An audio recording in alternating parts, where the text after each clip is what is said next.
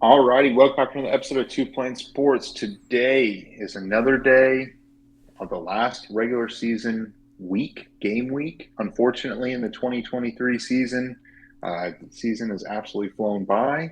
So we're going to be previewing OU's last regular season BIG12 game against TCU. The Horned Frogs are coming to town at 5-6, looking to improve to 6-6 and become bowl eligible. And Oklahoma is looking to improve to 10-2 to keep their hopes and dreams of playing the Big 12 championship alive. This is step one of a couple things that might need to go Oklahoma's way to get it done. So we're going to be talking about that. Be sure to like the video, subscribe to the channel. I think we're 83 subscribers away from 6,100. So be one of those 83. Hit the subscribe button. It's easy, free. Turn the notification bell on so you know when we go live every Tuesday night, 8:30 p.m. Central.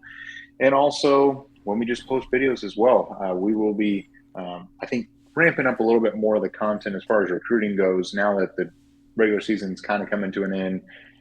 2024, the early National Signing Day is here in a month or less. Mm-hmm. And 2025 is really going to get rolling. So be sure to subscribe for that. Follow us on Twitter, Instagram, Facebook, Apple, Spotify, and TikTok. Everything's linked in the description below. All right. So as I said, Oklahoma is playing on Friday, day after Thanksgiving. Another 11 a.m. game, the final gift from the Big 12. Not really a shock when I saw that. It's just really what sucks. What I thought about was whenever we were in school, I remember playing on this Friday after Thanksgiving. It's like you go home for Thanksgiving. It's like, man, you can't even give us, Friday at home potentially, and then come back, for a game on Saturday. It's literally the next day. And typically what happens, and also it's 11 a.m., a lot of kids don't come back because they're driving 2, 3, 4, 5, 6, 7, 8 hours. And it's a little ridiculous to be driving home on a Tuesday afternoon and come back, Thanksgiving evening or first thing in the morning. It makes it tough. Yeah, that student section's not going to be what it is for the first 5 games, but probably for some people's pleasure, people hate on the student section. So now all those adults, the olds as some people like to call them, that do complain about those young kids in the student section, go fill up that side of the stadium. Even more people get the opportunity to go. Yeah, no, definitely. So it might be a little light in the student section. It's just one of the realities of playing on a Friday after Thanksgiving at 11 a.m. But really, I don't think Oklahoma truly needs a home crowd advantage to beat the Horned Frogs. They should be able to beat the Horned Frogs in Norman or should be able to beat them in Fort Worth. Last year, the Horned Frogs were a totally different team and ran over Oklahoma. This is totally different. The Horned Frogs haven't come into Norman and won since 2005. Oklahoma has dominated this series historically. What are your thoughts on the Horned Frogs? What are your thoughts on Oklahoma? I mean, I think the biggest what if factor in this game is the health of Dylan Gabriel. Yeah, no, 100%. For Oklahoma, it's going to be what the offense is going to look like. It seems like Dylan Gabriel is really leaning towards playing. There hasn't been very many reports of setbacks in his recovery for the week. I know that was a big question mark because it is a short week. Prepare him for the NFL if he ends up going there, because even as a starter or backup, he's going to have to be preparing quickly for those Monday night to Sunday night games, or Sunday morning games. With this game specifically, it's interesting. I agree. I think that having the home field advantage is going to help, especially it being the day after Thanksgiving. I think that's the biggest thing, because as much as it sucks for the students that may not be able to go, it also sucks for those kids playing on Thursday. At least the kids that are in OU uniforms, they just, I'm sure they'll have a big feast for everyone's family that's still in town, or the kids that can't leave to go visit their families because it's too far away. They'll have a big feast in Norman, and they can prepare for the game and get ready for the next morning. TCU, on the other hand, probably gets to do a little early lunch for Thanksgiving on Thursday, and then have to get ready to travel Thursday night to be there and bright and early on Friday morning like that. I think that's going to be the tough part. Not so much the crowd being in effect, but the Thanksgiving hangover, the having to travel in on a short notice on a holiday weekend. I think that's going to be tough for TCU, but they are fighting for their bowl eligibility, and they're doing it behind a freshman quarterback in John Hoover. He has made a Josh lot of Hoover. mistakes. Josh Hoover, my bad, made a lot of mistakes with the football. Last week against Baylor was the first time since he's been inserted as a quarterback for TCU that he hasn't thrown an interception, and on the year he's got 8. So he's doing what freshmen do, making mistakes with the ball. I think that's going to be one where you'll probably see a guy like Billy Bowman make some plays. If Peyton Bowen is healthier and available, he might get his would that be his first pick of the year?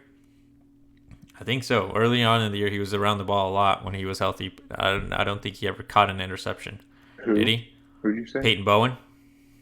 Uh, we said 2 block punts. I want to say Peyton Bowen has gotten an interception this year. Let Well, me. if you can check for me, it could either be his Yes. first or one of his firsts. If it starts to become No, a no, he is blowout. not. I take that wrong. I think I said that wrong. I think he dropped one earlier this year Yeah, he had a too. lot of opportunities. So if he's healthy, could be an option for him. And then Gentry Williams, to me, on the offensive side of the or defensive side of the ball, is going to be the biggest, um, the X factor, I guess, for Oklahoma. Even though we know what he can do, he's for the corner position probably the best tackler that OU has on the field as a corner. Is a ball hawk. He's always around the ball. It seems like every time he's playing for a long period of time in each game that he's in, somehow comes up with an interception or a big play to force a turnover. So he is, from my understanding, he's expected to be back for the Friday game. Oklahoma, at the end of the day, has to execute and win this game. And if they want any chance at that Big 12 championship, like you said, they do need a ton of help come Saturday, but it's not stuff that is impossible. Texas Tech loves to pull upsets against teams they shouldn't have any chance in beating, let alone being in a close game against. And BYU is fighting for their bowl eligibility against Oklahoma State. So you've got motivated teams going up against the teams that Oklahoma needs some help against. So we'll see what happens. I wouldn't hold my breath on it actually happening just because OU did put themselves in this hole where you have other teams kind of deciding your fate. But as long as they take care of business, we can look at Saturday and just, Cougar up, Red Raiders, figure out how we're going to get there. But either way, Oklahoma, I think it's fair to say, it has been a very much improved program when you look at year 1 under Brent Venables and year 2. Oh, 100%. I mean, Oklahoma having the opportunity to go from 6-7 to 10-2 the next year is a significant step in the right direction. There's a lot of programs that wish they could have a second year under a new head coach, the way that Oklahoma has, and the way that they were recruiting last year and this year, and their recruiting class around high school is pretty much complete, outside of probably some transfers that they'll take over the next few months, 5-ish guys, give or plus or minus 1 or 2, to really finish it out. I mean, Oklahoma's recruiting back to back, top 10, top 7 classes. They're improving on the field. They've got a 5-star quarterback in the wings, waiting. Just made a critical play for them to be able to beat BYU on the road. So there's a lot of good things and a lot of positive things for Oklahoma. I mean, they have an opportunity, even if they don't win the Big 12 title, to go play in a New Year's Six bowl. I mean, just the way that Oklahoma, the brand, assuming Texas would go play in the in the college football playoffs, do they, they could put Oklahoma and Oklahoma State in New Year's Six bowls potentially. If not, then they could play in the Alamo Bowl against, like a Washington or someone like that. It just depends on how it all works out, or Arizona. And Oklahoma has a quality bowl waiting for them, assuming that they win out here or, win this last game. Now, with Dylan Gabriel, it appears that he's going to be able to play. It would be a little ironic that he didn't get to finish last year's game against TCU, and he doesn't get to play this year against TCU because of head injuries. It's like, how does that really happen back-to-back years? But I think he'll play. But assuming if he doesn't, I think you're going to see Jackson Arnold come out. I don't think the offense is going to change a whole lot. I think Jeff Levy's going. I mean, they've got nothing to lose. I guess technically you do have a little to lose because you have to win to even have an opportunity to play in the Big 12 title game. But I really think that they would just roll it out there and just go for it because I mean, it's not that big of a deal. I think Jackson Arnold would look solid. I think that Gavin Sawchuk, he's had 3 games in a row where he's ran for over 100 yards.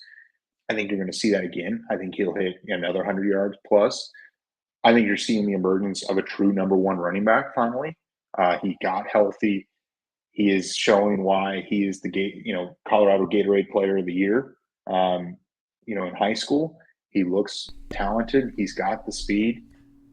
He looks like he's the future for Oklahoma's running back room. I mean, Tolly Walker's good, but it seems like finally we're seeing the emergence of someone as a number one back. It just took longer than we were hoping. And granted, injuries did not help there. No, agreed 100%. I think it is 100% fair to expect that Gavin Sawchuk gets another 100-yard game. For the most part, TCU's run defense hasn't been amazing. Against Texas Tech, their starting running back went for almost 160, I believe. Against Kansas State ran for 343 yards as a team, and they did it with a group of runners. That their starting running back went 17 for 89, their backup DJ Giddens 9 for 85, and their backup quarterback went 16 for 73. So Gavin and whichever one of the quarterbacks it is, if it's Dillon or Jackson, they should have a good day on the ground, which you would expect opens up for those big explosive plays that Oklahoma has made, especially at home. Nick Anderson probably have a good game. It gets dangerous if Oklahoma doesn't execute on their first drive, and that's happened for the last 2 seasons. If Oklahoma stumbles due to their own issues in drive number 1, it could become a very much closer game than we all would like or expect it to be. I don't really see that happening. It seems like Jeff Lebby has figured it out. Maybe I don't know if it's scripting and he's figured out a little bit better on how to practice those scripted plays early on in the game, or if they're just executing at the level they were early in the year. Whatever it is, that's been fixed. It seems like everything is back up to speed. The players are playing well. I know people in our last preview were saying we underestimate our opponent, but it's tough when you see what Oklahoma can do on both the defense and offensive side of the ball, and then they fall short because of mistakes they make. TCU's defense isn't anything to write home about. They give up a lot of yards on the ground. They do have a decent pass defense, but it's not like you've seen with BYU's pass defense wasn't terrible. They have guys that get their hand on the ball a lot. Kansas had a guy that got their hand on the ball a lot. So you've played against better corners and safeties than you will against this TCU squad. And I think it's mostly because they're young. It's really their more experienced players that make their plays for them, and they have a lot of youth, given that they had a lot of guys leave for the NFL and graduate last season. I don't know if it's going to be a blowout for Oklahoma, but covering the spread in this situation, especially because I think at this point it's gotten down to 10, seems like a fair thing to assume, especially since they've covered in every game and they've played really well at home. They really have played well at home. And, really, I see Oklahoma covering the spread. I'll just throw a score prediction out there. I think it's going to be 34-20. It's going to be a little cold. I think Oklahoma will come out. I think they'll play some solid defense. They probably will at times struggle stopping the run. They've shown an inability to really, slow them down, no matter what team that they're playing. I do think that the secondary will be exposed a little bit with the depth that they're dealing. Gentry Williams, my biggest thing with him, he's talented when he's on the field, but can he make it through a whole game? And will he honestly even play? I don't know. I think Oklahoma will struggle with their tight end, Jared Wiley. He's coming off his, a career game, really. against Baylor, and Baylor's no one to write home about. But he 7 catches for 178 yards and 2 touchdowns is pretty darn good. He's 6'7". He's on the bigger side. Oklahoma is going to struggle stopping him, and that's just the reality of the situation. I mean, Oklahoma has been exposed with tight ends in the past. The guy from Kansas, I forget his name, Fairchild, I think it is. He played well back to multiple years in a row now. I mean, he looked good. Oklahoma is just they're going to struggle there. I think you missed a little bit of Justin Harrington in that situation, which we got to remember that he's coming back next year. We assume he will be anyway. And I think you're going to see a hungry team to send out the seniors right. I think Drake Stoops is going to take full advantage of his last home game. That's a guy that is a program guy, been at Oklahoma for 6 years now because of COVID and a red shirt, having his best year, a career year. I think you're going to see an exclamation point, whether it's Jackson Arnold or Dylan Gabriel. I just think you're going to see a motivated team. And I'm curious to see if Tyler Guyton's back or if Jacob Sexton gets the opportunity to play and how the offensive line looks. I mean, they should be able to handle TCU, but they should have been able to handle a lot of other teams, and they might show a little inexperience or inability to do that. So I think it's going to be a closer game. I honestly wouldn't be surprised if it's a 7-point game going into the fourth quarter. And, Oklahoma makes a few defensive stops and scores a touchdown and puts the game away. I think it'll be close. Yeah, it's tough to say that. I'd be surprised if it'd be a close game. I wouldn't be surprised if it's super close or a blowout by Oklahoma because of the fact that it's in Norman. It's senior night. You assume a guy like in a world where Dylan Gabriel plays, he'll more than likely be celebrated in the senior night festivities. Drake Stoops will for sure be. All those, all the older guys, Guyton, Rouse, they're all going to want to ball out. It's their last game in a Sooner uniform. But the weather is not in the passing game's favor. The couple times that it's rained and been a little bit windier. Saturday, right now, their forecast is high of 32. So, given that it's high of 52, Friday. My bad. Friday, my bad. Okay, better. Still cold, though, and a little windy. High 53, low of 38. So probably going to be somewhere in that low to mid 40s by the time game starts. Chillier game. You're going to need the guys to be ready. And if it is super windy, which isn't uncommon in Norman, that run game to start the game is going to be very, very important.